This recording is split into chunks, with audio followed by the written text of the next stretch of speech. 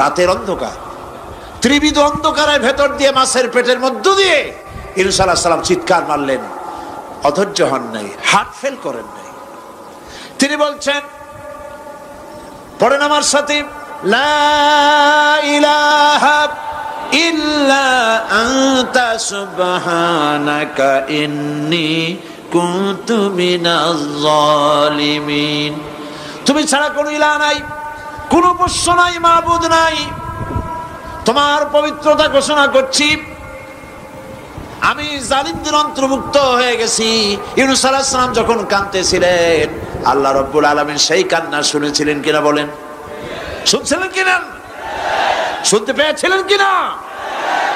পানির ভিতরে কেউ শোনে নাই, মাছের পেটের ভিতরে ইউনূস আলাইহিস সালাম কিভাবে চিৎকার করছেন, মাছের পেটের ভিতরের আওয়াজ পানির ভিতরে কেউ শোনে নাই, জমিনের কেউ শোনে নাই, অন্তরিক্ষে কেউ শোনে নাই, সাত আকাশের ভিতরে কেউ শোনে নাই, কিন্তু আরশে আজিমের মালিক আল্লাহ রব্বুল আলামিন শুনতে পেয়েছেন।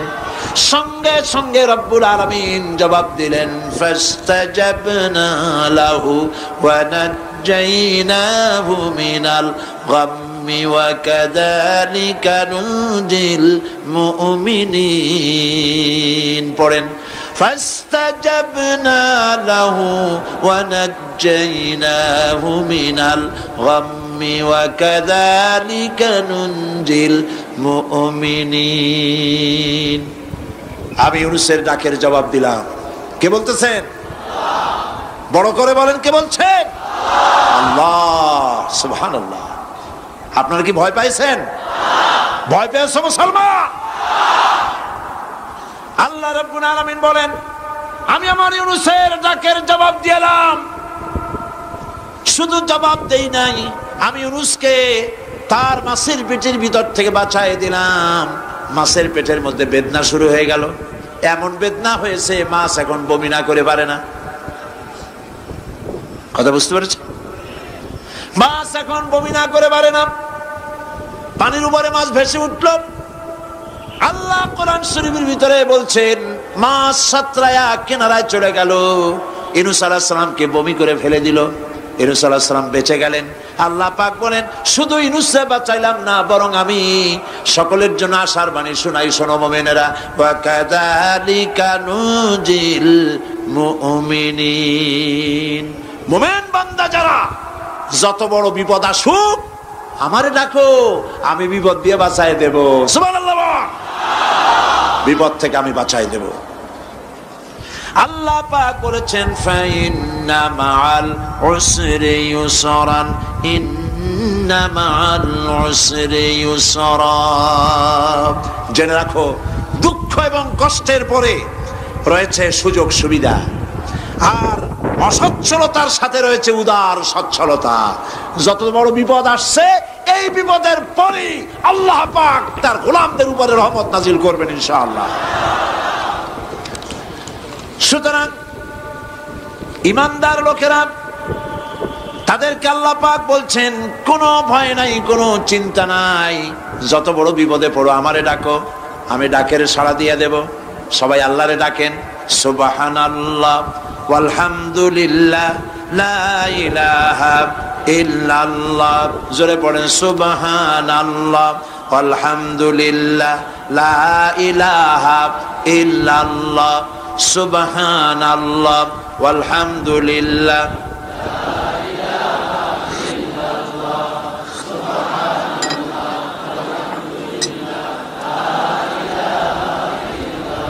লা ইলাহা ইল্লাল্লাহু মুহাম্মাদুর রাসূলুল্লাহ।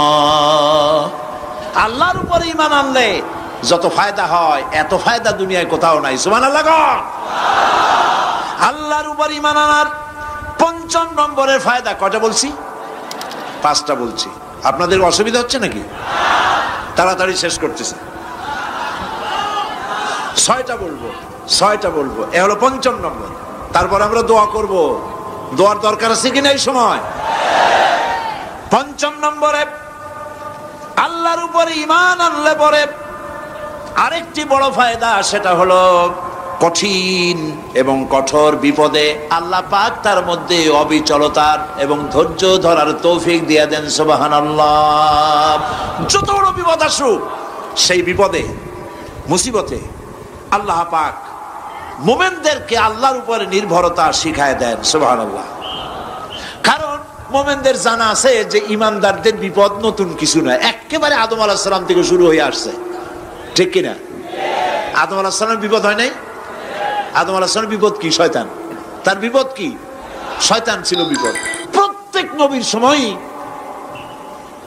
মানুষের নবীদের কষ্ট দিছে, দেয় নাই? বিশ্বকবি ইকবাল বলেছেন, সতীজা কা রহা হ্যায় अज़ल से ताइम रोज, सतीजा का रहा है अज़ल से ताइम रोज, चरागे मुस्तफा भी से शरारे बुलहबीस। আবহমান কাল থেকে শুরু করে মুহাম্মদ সাল্লাল্লাহু আলাইহি ওয়াসাল্লামের চারাগকে, নূরকে, ঈমানকে, ইসলামকে। আল্লাহু আকবার, আল্লাহু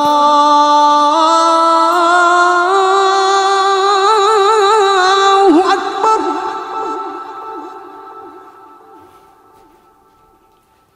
আল্লাহ